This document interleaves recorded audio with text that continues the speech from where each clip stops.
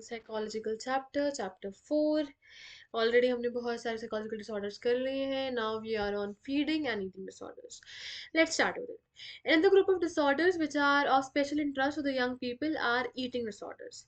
देखो eating disorders में आप क्या क्या पढ़ेंगे. इसमें anorexia nervosa, bulimia nervosa and binge eating important है, बहुत इंपॉर्टेंट है. देखो यहाँ से की स्टडीज उठ के आ जाती है. आपको ये पता है कि एनोरेक्सिया नर्वोसा क्या है. की स्टडी में आप आइडेंटिफाई नहीं कर पा रहे हो. तो look, this is my input for this chapter. As important, जितना इम्पोर्टेंट ये चैप्टर पढ़ना समझना है, उतना ही इम्पोर्टेंट इस चैप्टर की क्वेश्चंस लगाना है. क्योंकि कहाँ से भी कुछ भी बनकर आ सकता है. मतलब द एक्सटेंट जिस लेवल तक की इस चैप्टर के क्वेश्चंस मोल्ड किए जा सकते हैं इज इनसेन. बहुत अच्छे खासे लेवल तक मोल्ड किया जा सकता है ये chapter, right. Now getting to it, another group of disorders which are of special interest to young people are eating disorders. इसमें आपके पास क्या आ गया. एनोरेक्सिया नर्वोसा आ गया है, बुलिमिया नर्वोसा आ गया है, बिंज ईटिंग आ गया है. एनोरेक्सिया नर्वोसा क्या होता है. The person have a distorted body image, जिससे उसको लगता है कि वो ओवरवेट है. अब क्योंकि वो ओवरवेट है, वो खाने से रिफ्यूज करेगा. He will not eat. He will exercise compulsively. He will develop unusual habits is refusing to eat in front of others. किसी और के सामने खाना नहीं खा सकते. Anorexia nervosa large amount of weight वो लूज कर लेते हैं, अपने आप को स्टार्व कर देते हैं to death. They'll starve themselves to death. Can you imagine the intensity of it? They'll starve themselves to death but not eat food क्योंकि उन्हें लग रहा है that they are overweight.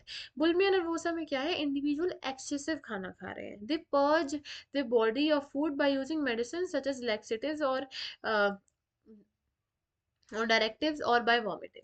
The person who often feels disgusted and ashamed when he binges, मतलब जब वो इतना ज़्यादा खाना खा लेते हैं, when they binge eat, तो they feel that they are ashamed of themselves and they're disgusted of themselves. तो वो अपनी टेंशन को रिलीव करने के लिए, वो अपनी नेगेटिव इमोशंस को रिलीव करने के लिए is relieved of sorry, the person often feels disgusted and ashamed when he or she binges and is relieved of tension and negative emotions after purging. Wait a minute, ये थोड़ा, I hope my screen is visible now. तो देखो हम कहाँ पर थे. हम यहाँ पर थे. That the person feels disgusted and Shem. जब वो बेंज ईटिंग करते हैं तो अपने नेगेटिव इमोशंस को रिलीव करते हैं वो after purging. They vomit. They self induce vomiting. They misuse laxatives और the other medicine that clear the intestine. तो they use multiple things to vomit out, and they self induce vomiting. In binge eating, there are frequent episodes of out of control eating. The individual tends to eat at a higher speed than normal and continues eating till he or she feels uncomfortably full. In fact, large amount of food may be eaten even when the individual is not feeling hungry. जब उसको भूख नहीं भी लग रही है तब भी वो लार्ज अमाउंट ऑफ फूड खा सकता है. तब तक खाता है जब तक उनको अनकंफर्टेबली फुल ना फील हो. We did two things here. कौन सी. Anorexia nervosa, bulimia nervosa and binge eating. Anorexia nervosa में आपने देखा, क्या देखा. You saw that the person thinks they have a distorted image of themselves as overweight. They will refuse to eat in front of the other people. They will starve themselves to death, and they have a very they will compulsively exercise. Compulsion अपने आप पे put करते हैं to exercise. उसके बाद आता है bulimia nervosa. Individual excessive खाना खा रहा है. horror his body of food by using purge horror his body of food by using medicine such as laxatives, diuretics, or by what the और बाय वॉमिटिंग. बुलिमिया सब में excessive food खा रहे हैं. उसके बाद what actually is happening here is then they purging themselves. They using medicines, laxatives and multiple other things to vomit out. And the person often feels disgusted and ashamed. जब भी वो binge eating करते हैं and वो relieve करते हैं इस tension को by vomiting, self induce vomiting. Binge eating में क्या होता है. आउट ऑफ कंट्रोल ईटिंग हो रही है, हाइयर स्पीड पे हो रही है. जब तक वो अनकंफर्टेबली फुल नहीं फील करते तब तक वो खाना नहीं छोड़ रहे हैं. जब वो भूखे नहीं है तब भी वो अलग लेवल का they are consuming a lot of food. ठीक है. Now let's coming to the last topic of the chapter, that is your substantive related and addictive disorders. देखिए अब से इसको we could have made a different video too, but let's complete the chapter. इसी में include हो जाएगा. ठीक है. Substance related and addictive disorders. I don't know what's wrong with the pronunciation. पता नहीं मैं क्या ही बोल रही थी. Substance related and addictive disorders. Addictive behaviour when it involves excess intake of high calorie food. Addictive behaviour जब आप एक्सेसली इंटेक कर रहे हो हाई कैलोरी फूड का, जिससे आपको एक्सट्रीमली और ये सफिंग फ्रॉम एक्सट्रीम ओबेसिटी, या फिर आप अब्यूज कर रहे हो सब्सटेंस सच एज एल्कोहल आ गया, कोकीन आ गया. It is one of the most severe problem जो आज की सोसाइटी फेस कर रही है. Disorders related to maladaptive behavior resulting from regular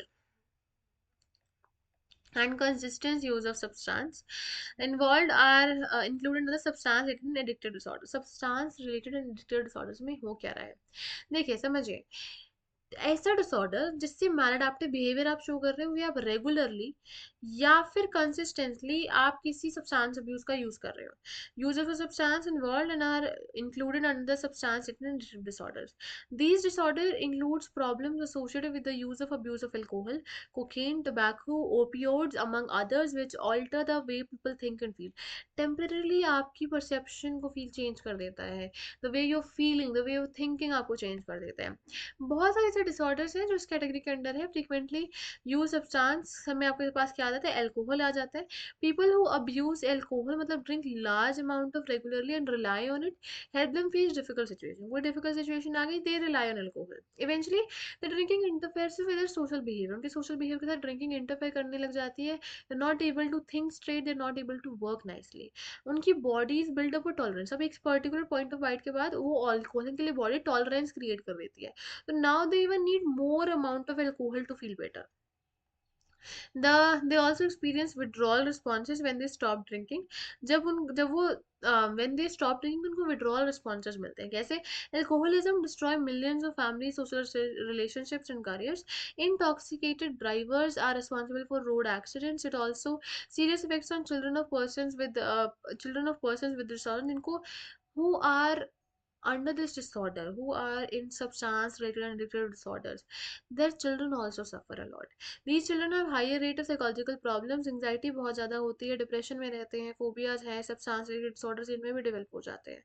Excessive drinking can seriously damage physical health. Some of the ill effects of alcohol on health and psychological functioning are presented in box 4.2.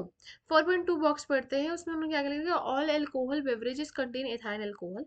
अभी थाइन this chemical is observed in the blood and carried into the central nervous system. अब central nervous system में आपका क्या आ गया, brain आ गया, spinal cord आ गया. वेर इट डिप्रेसेस और स्लोज डाउन द फंक्शनिंग को कम करता है.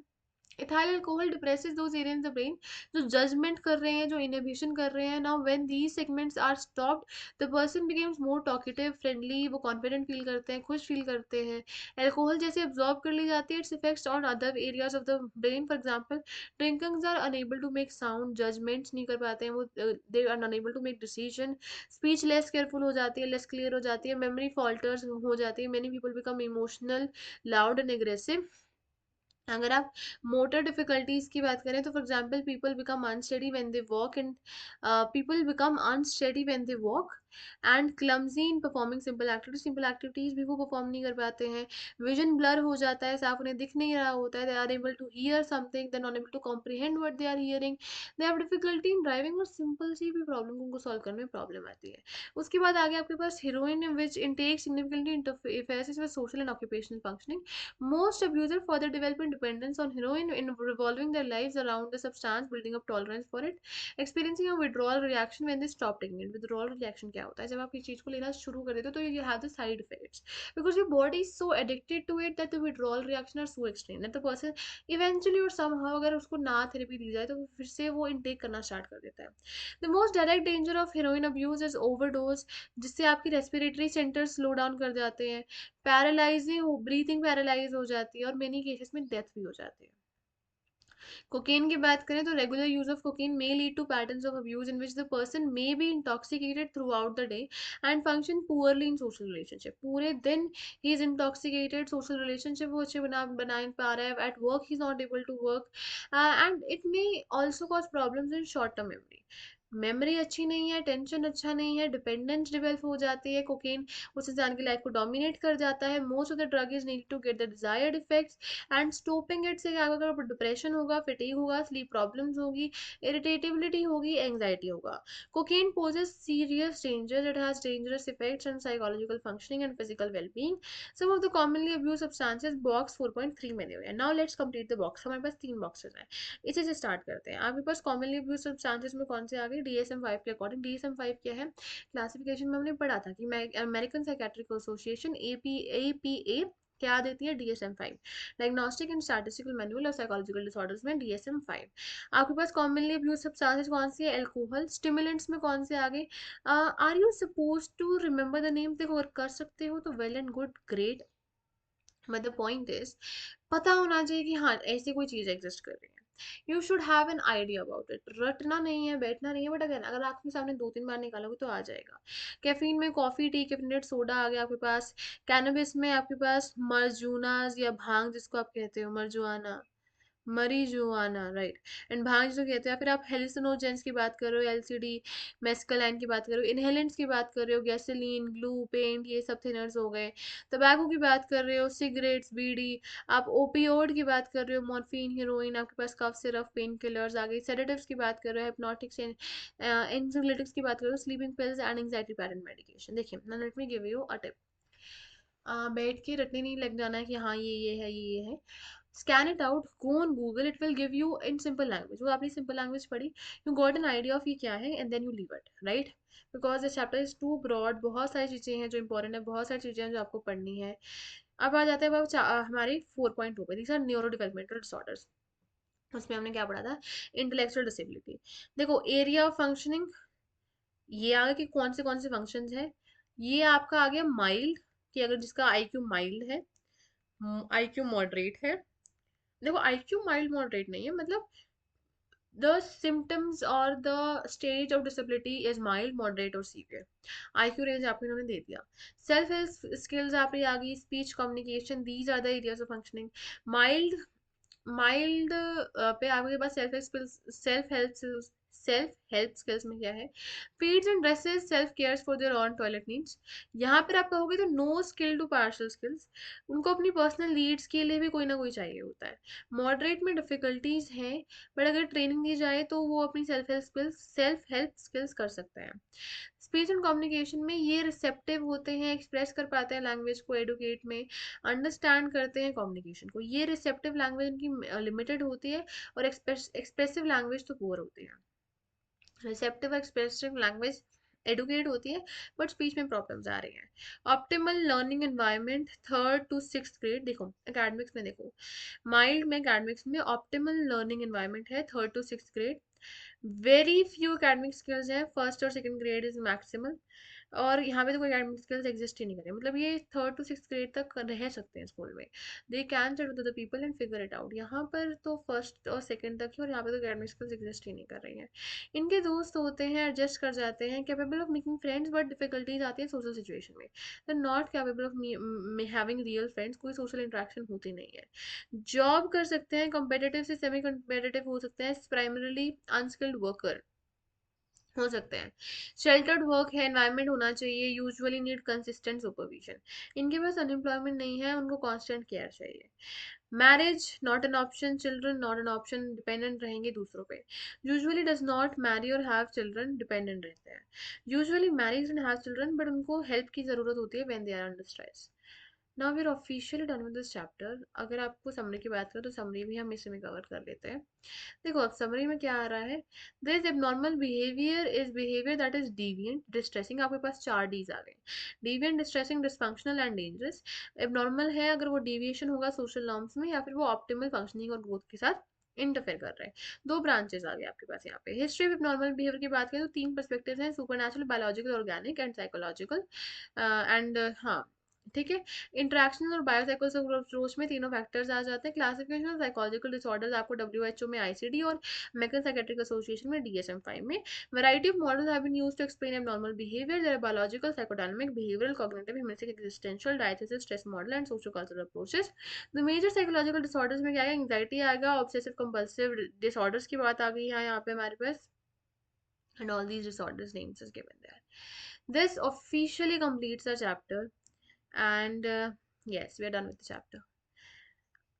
It was a very long chapter, बहुत था, but look how important is this chapter. You can just not say it. बहुत important chapter है, बहुत vast chapter है, बहुत important chapter है। 2-3 बार reading दो, समझो, and then get into the question papers, because this chapter needs your time. Thank you so much. Meet you in the next chapter.